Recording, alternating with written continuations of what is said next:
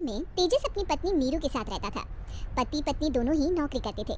एक दिन तेजस गांव अपनी माँ के पास फोन करता है। हेलो, प्रणाम माँ। जीते रहो माँ, तुम दादी बनने वाली हो। अरे वाह, ठीक है बेटा, मैं कल ही आती हूँ। जब माँ जी शहर पहुंची तो बेटी बहू ने बहुत अच्छे से स्वागत किया। लीजिए माँ जी चाय।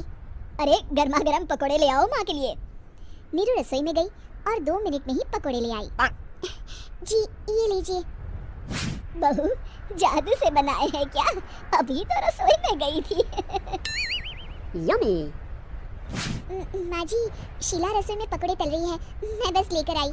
हे भगवान, मेरा धर्म भ्रष्ट कर दिया तूने। अब तो गंगा जल से शुद्धिकरण करना होगा।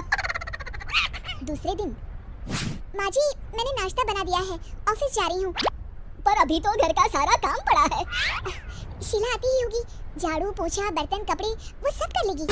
हमारे जमाने में घर का सारा काम हम ही करते थे। जी माँ जी, आप बहुत होशियार हैं, मैं घर ऑफिस दोनों नहीं संभाल पाती।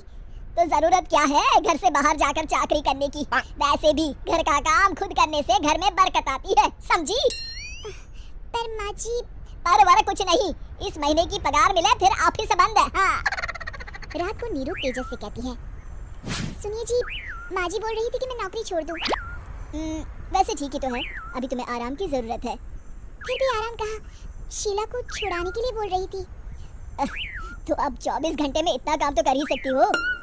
पर जॉब पसंद है मुझे, घर पर मन नहीं लगेगा। अगले दिन जब दोनों ऑफिस के लिए निकल रहे थे, मेरी तो कोई कीमत ही नहीं है इस घर में।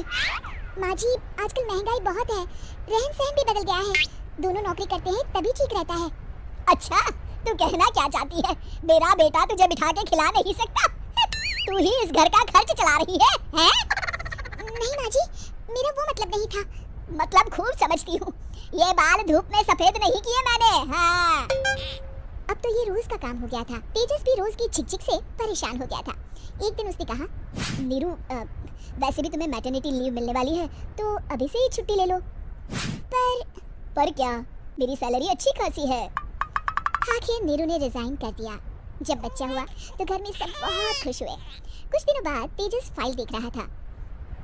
क्या हुआ तेजस, कुछ परेशान लग रहे हो? अब हाँ, वो हमारी जितनी सेविंग्स थी वो तो हॉस्पिटल में और छठी के फंक्शन में खत्म हो गई है नीरू। और अभी वैसे मंदी चल रही है तो मैं बोल रही थी कल मुन्ना को हेपेटाइटिस का टीका लगवाना है। नीरू, क्या पोस्टपोन नहीं कर सकते? नहीं जी, बिल्कुल नहीं। अब तेजस को समझ में आ रहा था कि उससे गलती हुई है। पैसों की कमी का असर घर के माहौल पर भी पड़ रहा था। अगले दिन, बेटा मेरा चश्मा और ये दवाइयाँ ले आना, पर्चा देते हुए माँ जी ने कहा। जी। तेजस, मुन्ना के लिए दूध का डिब्बा और डायपर भी ले आना, और ये किराने के सामान की लिस्ट है, इसे भी लाना है। तेजस गुस्से में लिस्ट मरोड़ कर फेंकता है और चिल्लाता है, पैसे क्या पेड़ पर उगते हैं? ये ले आना, वो ले आना। अरे पर ये जरूरत का सामान ही है। वो गुस्से में बिना कुछ कहे ऑफिस चला गया। अरे लंच तो ले जाइए। नीरू दौड़ कर डिब्बा पकड़ाती है।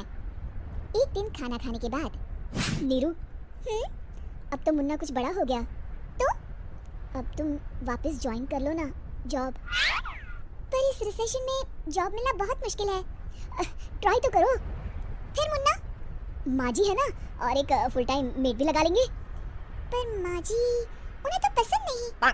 तभी माँ जी वहाँ आ जाती है और प्यार से नीरू के सर पर हाथ फेरते हुए बोलती है, अब मेरी समझ में आ गया बहू, पहले के और अब के समय में अंतर है। तुम काम शुरू करो, मुन्ना की जिम्मेदारी मेरी। मेरी प्यारी माँ जी। ये कहकर नीरू उनके गले लग गई। शिक्षा, परिवर्तन संसार का नियम है।